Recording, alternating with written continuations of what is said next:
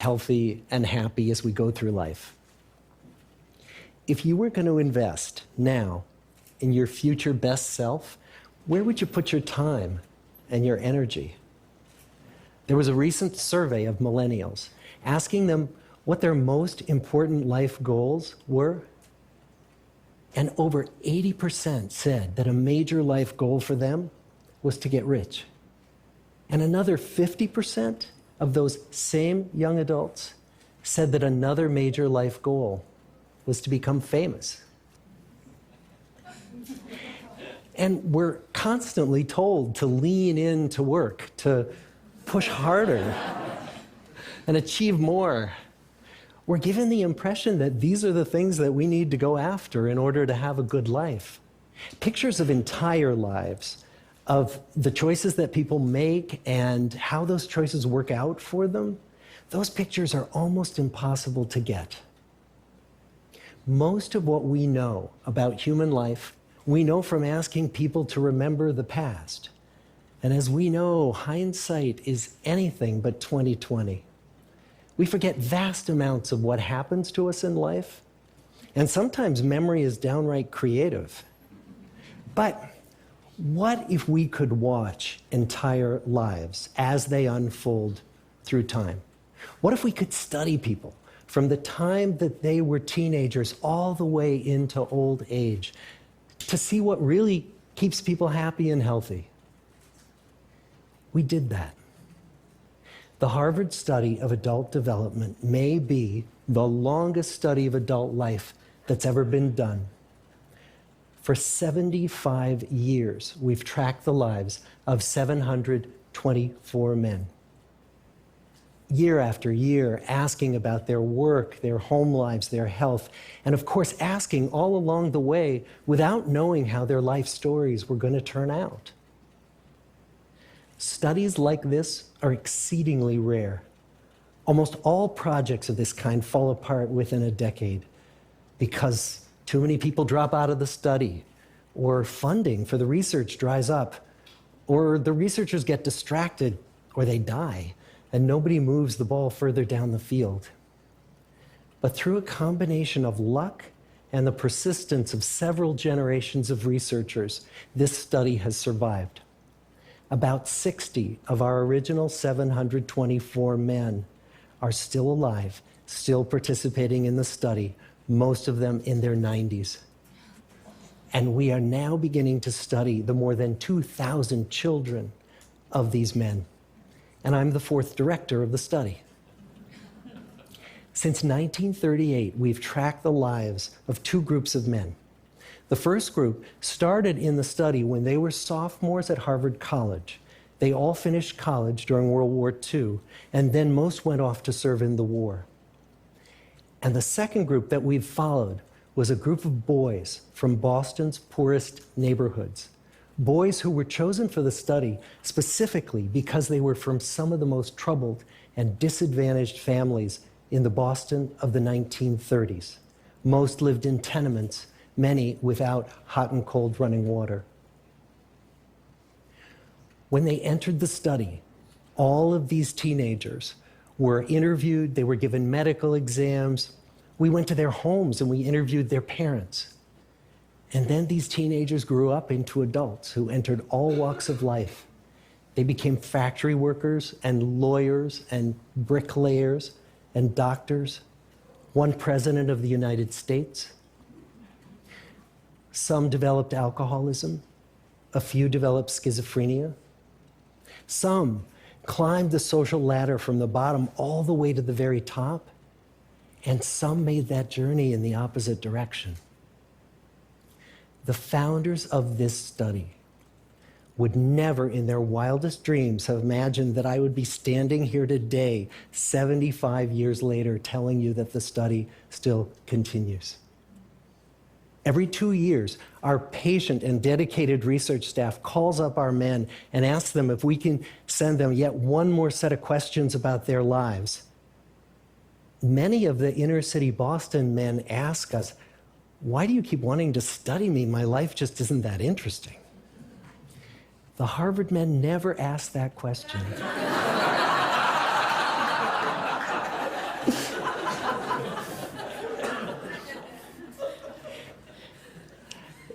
To get the clearest picture of these lives, we don't just send them questionnaires. We interview them in their living rooms. We get their medical records from their doctors. We draw their blood. We scan their brains. We talk to their children. We videotape them talking with their wives about their deepest concerns. And when, about a decade ago, we finally asked the wives if they would join us as members of the study, many of the women said, "You know, it's about time." So what have we learned? What are the lessons that come from the tens of thousands of pages of information that we've generated on these lives? Well, the lessons aren't about wealth or fame or working harder and harder. The clearest message that we get from this 75-year study is this: good relationships keep us happier and healthier, period. We've learned 3 big lessons about relationships. The first is that social connections are really good for us and that loneliness kills. It turns out that people who are more socially connected to family, to friends, to community are happier, they're physically healthier, and they live longer than people who are less well connected. And the experience of loneliness turns out to be toxic.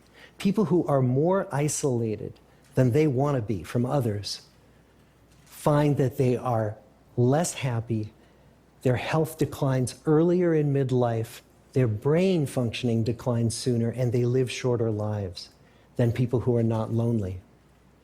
And the sad fact is that at any given time, more than 1 in 5 Americans will report that they're lonely. And we know that you can be lonely in a crowd and you can be lonely in a marriage.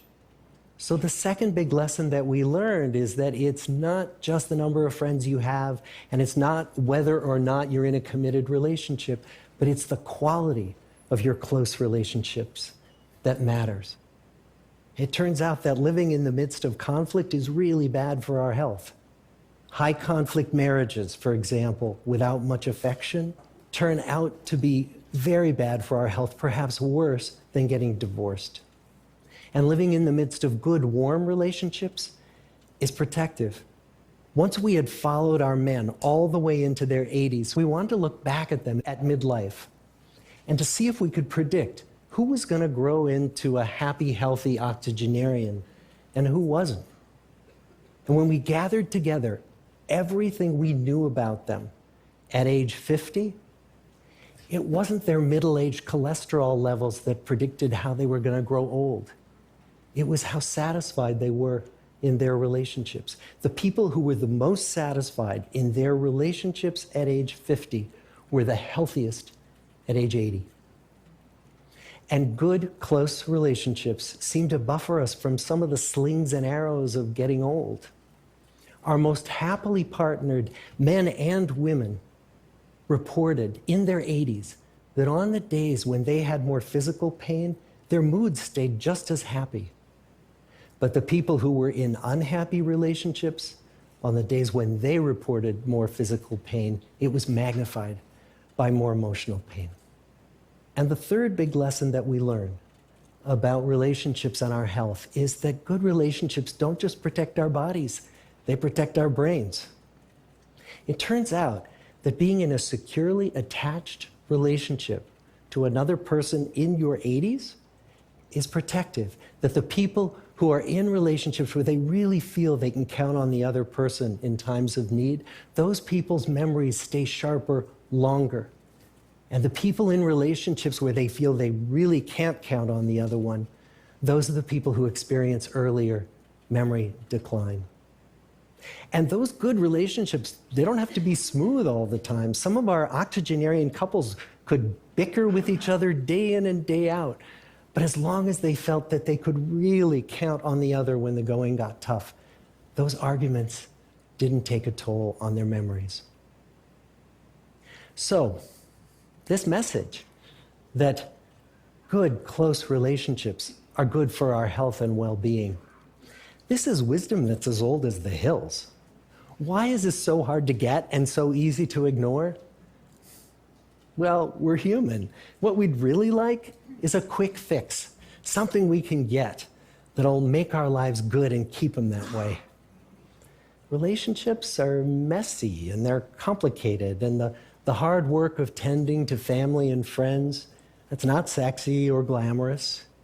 It's also lifelong. It never ends. The people in our 75-year study who were the happiest in retirement were the people who had actively worked to replace workmates with new playmates. Just like the millennials in that recent survey, many of our men, when they were starting out as young adults, really believed that fame and wealth and high achievement were what they needed to go after to have a good life. But over and over these 75 years, our study has shown that the people who fared the best were the people who leaned into relationships with family, with friends, with community. So what about you? Let's say you're 25, or you're 40, or you're 60. What might leaning into relationships even look like? Well, the possibilities are practically endless. It might be something as simple as replacing screen time with people time, or livening up a stale relationship by doing something new together, long walks or date nights, or reaching out to that family member who you haven't spoken to in years, because those all too common family feuds take a terrible toll on the people who hold the grudges. I'd like to close with a quote from Mark Twain. More than a century ago, he was looking back on his life, and he wrote this: "There isn't time. So brief is life for bickerings, apologies, heartburnings,